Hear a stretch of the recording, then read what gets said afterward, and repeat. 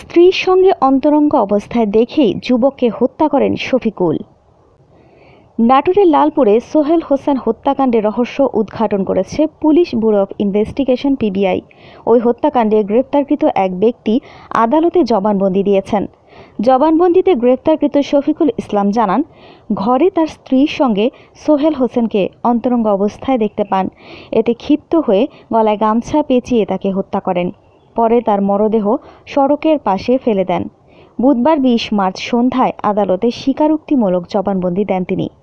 এর আগে গত ১২ মার্চ সকালে ওই এলাকার একটি সড়কের পাশ থেকে সোহেল হোসেনের রক্তাক্ত মরদেহ উদ্ধার করে পুলিশ। নিহত সোহেল হোসেন লালপুরের পুরাতন ঈশ্বরদী গ্রামের মকবুল হোসেনের ছেলে। এ ঘটনায় থানায় মামলা করেন সোহেল হোসেনের স্ত্রী। এরপর একই গ্রামের শফিকুল ইসলাম ও তার স্ত্রী কুলসুমা খাতুনকে গ্রেপ্তার করে পুলিশ। গণমাধ্যমে পাঠানো এক প্রেস বিজ্ঞপ্তিতে এসব তথ্য জানিয়েছেন পিবিআই নাটোর জেলার পুলিশ সুপার মোহাম্মদ শরীফউদ্দিন। মোহাম্মদ শরীফউদ্দিন বলেন, রহস্যময় এই মামলার তদন্তভার পুলিশ পরিদর্শক মোহাম্মদ ফরিদুল ইসলামকে দেওয়া হয়। মামলার ৭ দিনের মধ্যে ঘটনায় জড়িত স্বামী স্ত্রীকে গ্রেপ্তার করা হয়। প্রাথমিক জিজ্ঞাসাবাদে আসামিরা সোহেল হোসেনকে হত্যার সঙ্গে জড়িত থাকার কথা স্বীকার করেন।